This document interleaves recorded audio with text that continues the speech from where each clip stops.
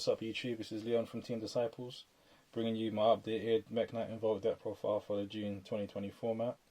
So I haven't really been playing much Yu-Gi-Oh with the lack of events, and I'm not really into playing online, but I have been paying attention to the online tournaments, and more specifically the Mekk-Knight Invoked list that I've been topping. The common factor being that they all play the Rainbow Neos engine, but I decided to take a different approach with this list, focusing less on the blowout power plays and more on consistency. But not only consistency going second, but consistency going first as well, which you will see as I take you through the list. So starting with the Invoked engine, we play 3 Alistair, 3 Magical Meltdown, Terraforming, Set Rotation, and of course 3 Invocation. So the focus is consistency, so we're maxing out ways to get to Alistair by playing 8 copies. Playing 8 gives us a 70% chance of seeing Alistair going first and 76% chance of drawing it going second. And of course we're maxing out on Invocation now more than ever with the hit to instant fusion, so now we want to hard open it so we don't have to care about interruptions. Now moving on to the extenders. In the past the focus was getting multiple monsters off of one card, but now we're playing cards that are not only good going second but actively contribute to our going on first place as well. So starting off with the Mekk-Knights, we got 3 purple, 2 blue and 1 indigo. So only 6 Mekk-Knights because drawing multiples is typically how you brick, and back to the standard ratio of 3 purple, 2 blue, 1 indigo, because even though I prefer to open blue and search purple, it's usually fine either way around, whereas purple is a lot stronger to open going first. For more light extenders, we're playing the 1 Trickstar Corobane along with the light stage, and because light stage is a field spell, it also doubles up with the set rotation and terraforming, doubling up as not only Alistair but also an extender. I feel like Trickstar Corobane and the light stage along with the set rotation should be staple in Mekk-Knight Invoked decks going forward, just to add in the extra consistency of having the extra copy of Alistair, as well as the versatility of your terraforming and set rotation also being extenders. And light stage is one of the best field spells in the game, being a +1 activation and also having the ability to lock down back row against rogue decks. And then for the last monster extender, we're playing 3 Gizmet Kaku.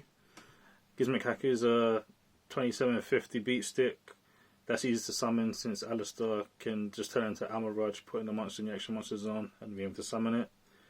It also acts as removal, potential removal, being able to equip the monster in the extra monster zone, similar to like the Thousand Eyes Restrict kind of effect, which could be really strong against certain matchups like Salamangre and Sky Striker, which are still see in play. And most importantly, it's a level 9, so if you're able to draw any of these 13 extenders going first, then not only can you end on the turn 1 Mecha Ball, but it also allows you to go into the true King of all calamities. So against the rogue decks you can end on a turn 1 Mecha Ball with some hand traps, but against the more powerful combo decks that can typically play through 2, 3, 4 interruptions, you would want to end on true King of all calamities to be able to lock them out for the turn. And you have an 88% chance of seeing one of these 13 cards in your opening hand going first. And then for the last extender, we're playing the 1 Mind Control. Since it doubles up as both an extender and removal, being able to bait interruptions, etc. So we're playing 14 extenders in total, giving us 94% chance of opening one of these going second, or 70% chance of opening 2 of them going second. We're typically trying to open Alistair plus 1 or 2 extenders to be able to play through our opponent's board after weakening it with hand traps, which we'll move on to next. And for hand traps, we have 3 Ash, 3 Infinite Impermanence, and 3 Nibiru. So we're playing 3 Ash because it's the most versatile, being live against the majority of matchups. 3 Infinite Impermanence because the effect negation is very effective this format, and also being the hardest one to stop, being able to dodge Call by the Grave and Kokumeru Guardian. And 3 Nibiru because it's the most impactful hand trap. And we're playing 9 hand traps in total, giving us a 74% chance of seeing 1 in our opening hand, and a 31% chance of seeing 2. you can opt to cut some of these utility cards in order to play more hand traps.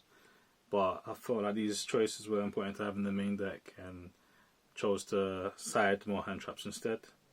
So for the utility cards, you got, of course, 3 Power Desires, 3 Lightning Storm, and finally 2 Call by the Grave.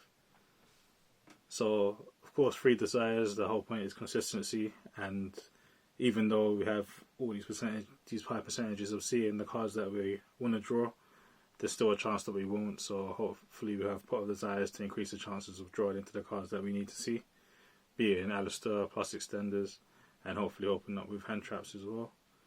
Lightning Storm, just because it's the best removal card in the game, most versatile, being able to either hit back row or destroy monsters, and at the very least it should bait some sort of negation, otherwise be a blowout in terms of the board. And then Call by the Grave just to help us play through hand traps, since having Alistair Resolve is really important.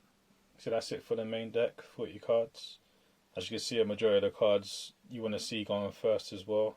The only ones you probably wouldn't, like Lightning Storm or Mind Control, won't be that useful going first, but still acts as spell negates for Mekk-Knight in the worst case, or discard for your Alistair Link. So yeah, that's it for the main deck. We can move on to the extra deck. Now for the extra deck, we're playing 1 Link Cross, 1 Almirage, and 1 Secure Gardener. So these are mainly there for your going first plays. You'll know about the Almirage into Secure Gardener into Mekk-Knight, but then the Link Cross is also there for the True King of All Calamity combo. For Link 2s, we've got Cross Sheep, Nightmare Phoenix, and Alistair, the Invoker of Madness. So you have Alistair and Cross Sheep for your spamming plays, and then Alistair's also there for your going first plays as well. And then Nightmare Phoenix is there for your utility for back row removal. And then Link 3s, you got Nightmare Unicorn and Black Luster Soldier. So Unicorn once again for removal utility, and then Black Luster Soldier is really good against Rogue, especially because we play a lot of level 7 or higher monsters, so it gets the protection from not being able to be targeted or destroyed by card effects, making it really hard to remove. And it's like a nice plan B when it's too much interruption for your main play, so you can use this as a backup plan. And then for the Link 4, we've got Borrow Sword. So I was contemplating whether I should be playing Nexus Code Talker, but I found Borrow Sword is much more effective for OTKing, since it's 6k plus damage on its own, and in most cases I would be prioritizing to go into this over that. And if I was going to cut anything, it would probably be the Black Luster Soldier, but like I said, the utility that I mentioned before and having that as a fallback I felt was much more important. Plus the extra deck is quite tight, and I really wanted to find space for the going first combo, being the True King of All Calamities. So if you open any of those 13 extenders, so Alistair plus Gizmet Kaku, it's very simple. Just go Alistair into Almirage into Secure Gardener, make your Mekk-Knight, and then summon in the X-Master Zone, summon Kaku, and then overlay for True King of All Calamities.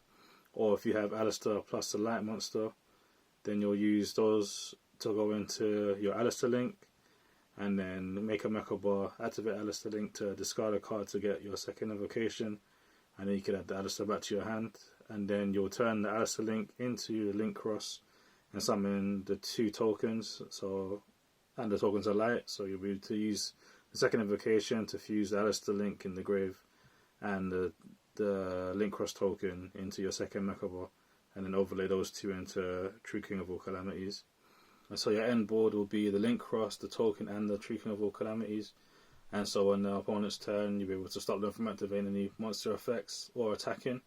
So when it comes back to your turn, you'll still have the Link. You should still have the Link Cross and the token, as well as the Alistair. So many monsters to push back and pretty much kill your opponent on their turn, making this combo really strong.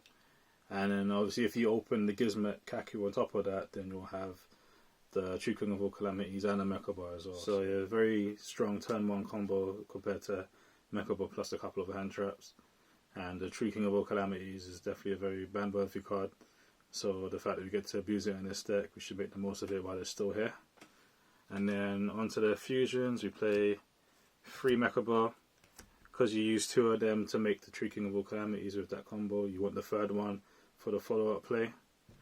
You got your Purgatrio for clearing big boards and OTKing, and then the new card Invoked or Aguades, just being able to pop a special summon monster on summon. You should typically Nibiru token if you're not able to get to Borosword, and the fact that it takes a fusion monster to summon means that it can kind of act as your 4th Mega Bar in the grind game. So that's it for the extra deck, and I'm going to move on to this generic side.